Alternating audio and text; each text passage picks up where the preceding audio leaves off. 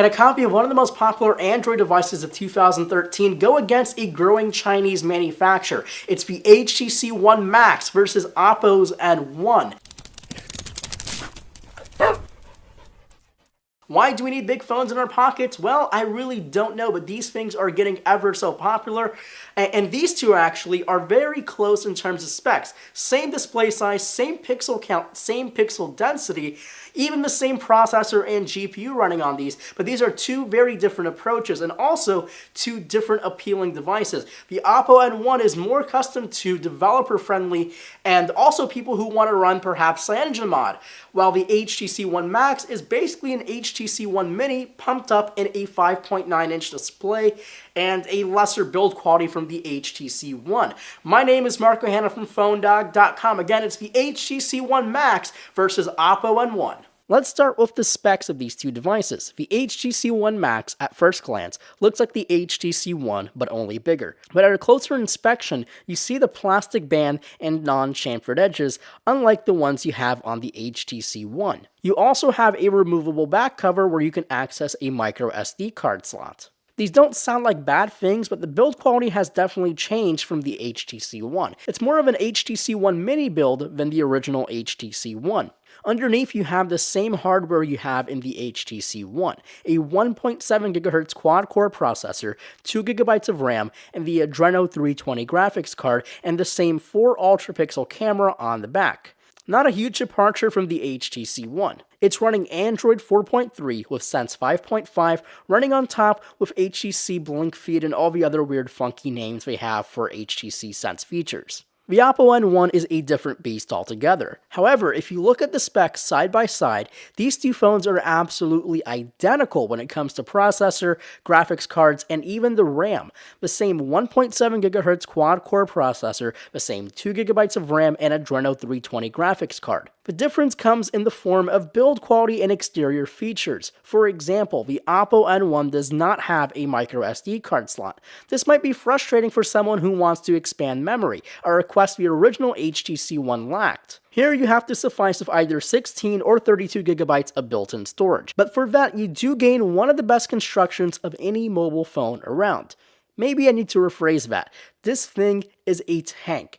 An absolute tank. It weighs much more than the HTC One Max because it's one solid unibody construction. Some people are fooled by the white coating on the phone, but it's one chunk of aluminum. With that build quality, it makes the HTC One Max feel cheap and unworthy. As I said in the beginning, these two phones are almost spec for spec, including the displays.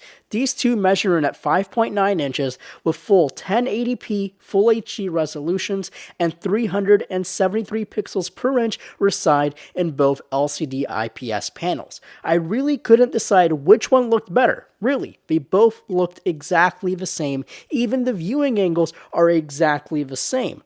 I suppose the bezel is a little bit less on the HTC One Max, which makes it a tiny bit smaller. Yet again, the One Max is thicker than the Oppo N1. Also, while the speakers on the Oppo N1 are pretty loud, they are nothing compared to the front-facing dual speakers on the HTC One Max. They aren't the boom sound speakers on the original HTC One though. Other features that push the Oppo N1 in other directions is the swivel camera. It's a massive 13 megapixel camera, but takes decent photos and a decent video. It's not world class or anything, but using that big camera as a front-facing camera makes video calling and front-facing video chats the best experience ever. The HTC One Max has a glorified ultra-pixel camera. It's 4 ultra-pixels, which means pixels are bigger, which allow more light to pass through, and also with less megapixels, it means less noise and low light. While they do hold true, HTC got rid of OIS, Optical Image Stabilization. This is unbelievable.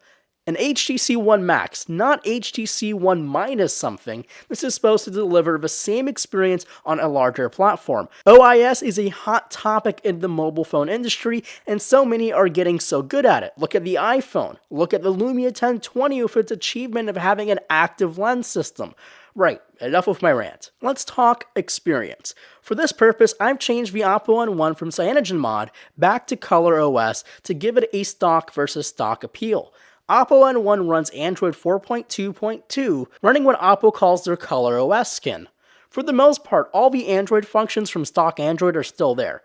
One of Color's downfall is the custom themes that you can choose. They are all kind of corny, but I guess they do work for some people. The feel is just kind of a goofier Android, much like TouchWiz. Also, I don't dig the application icons. It kind of has the same feeling that iOS 7 does, but instead of this wearing off after a couple weeks, I still get the goofiness from the icons. I do like the menu experience of the Oppo N1. It just overlays the home screens, which is a nice departure from the solid black menu found on other Android devices. They've also changed how the notification panel looks from the normal Android. A little bit of their design, and also added more functionality to the notification bars for options like GPS, NFC, hotspot, 3G, and others.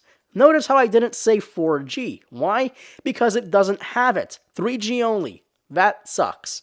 Color is really widget-based through all the home screens. Unlike HTC's Blink Feed feature, Color tries to keep you interested on it and its camera. Like this camera widget that lets you take photos right from the home screen. It's pretty neat. One last feature of ColorOS is this gesture drawing board. If you pull down the notification menu from the left side, you'll find a gesture menu. You can program your own shapes to launch specific applications. The HTC One, on the other hand, is running Android 4.3 with Sense 5.5. The real HTC Sense software is this Blink Feed application, which lets you go through different topics that you can select from your social networks or even media outlets. I'm a huge fan of Android's app switcher multitasking, not so much of HTC's though. It's weird, and as far as I know, there's no end-all button, and that's annoying. Now, running a benchmark on these two phones, you see the result. The HTC One Max is much faster. How can it be though? Same hardware, right? HTC has had more time perfecting their software other than Oppo and Color. That's just the speed difference. Real world, however, and the difference is barely noticeable. Applications like Chrome and Temple Run open in very similar times on both devices. Real world usability, these two are nearly identical. So even with the software optimization on HTC's end, they don't give that much better results. Two special features on both of these devices are touch points on the back end. The HTC One Max tries to be something more sensible by adding a fingerprint reader on the back, right underneath the camera. So half the time you'll be wiping your oils and food leftovers all over the camera lens, and half the time on a fingerprint reader that doesn't work too well. I mean, at all. You have to press it there for about 3 to 4 seconds. It doesn't work half the time, and it's really not in a very good optimal position since it's a big phone. On the N1 side, you have something called O-Touch. Placed further down on the phone, it's a touch-sensitive pad that allows you to navigate through your menus and even activate the camera shutter while you're on the camera application. It works more of the time, but again, it's not perfect. I can live without these two.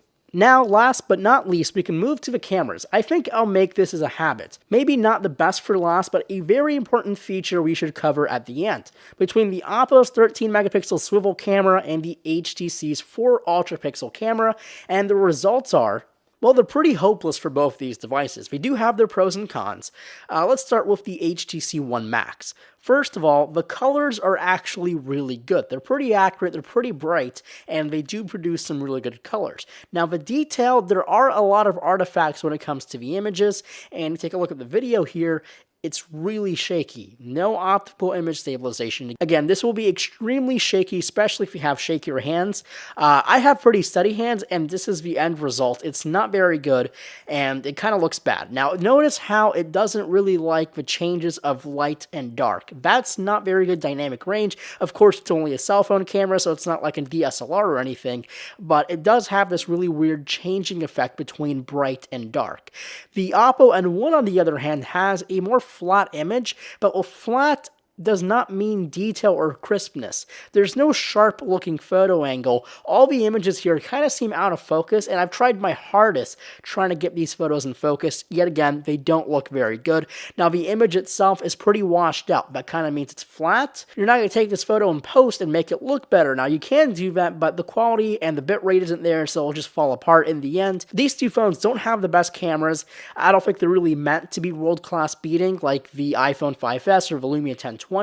Yet again, I am very disappointed in both of these devices for having subpar image quality, even compared to the Samsung Galaxy Note 3. So to come to a conclusion, the clear winner is the HTC One Max. Why? It's simple. 4G LTE. The Oppo N1 has no excuse not having a 4G LTE radio. Now, if you live abroad, 4G LTE may not be very existent where you live, but here in the United States, we have 4G LTE basically anywhere near a major city. Even smaller cities have a lot of 4G LTE coverage. So I really do draw the line. It needs to have 4G LTE. I don't care what you say, it does need to have it. Now, the HTC One Max has Sense 5.5. Now, I don't like any custom Android skin. I much prefer stock Android, like a Google Nexus experience, and I would really like to see the HTC One Max come in a Google Nexus experience. Now, there is the HTC One Google Nexus that's currently available, but not the Max. So again, the HTC One Max is the clear winner. The Oppo N1, if you do want the developer options and CyanogenMod, then the Oppo N1 is a great choice, as long as you don't care about having 4G LTE. Well, my name is Marco Hanna from PhoneDog.com. Make sure to follow me on Twitter at PhoneDog_Marco, and I'll see you guys in the next video.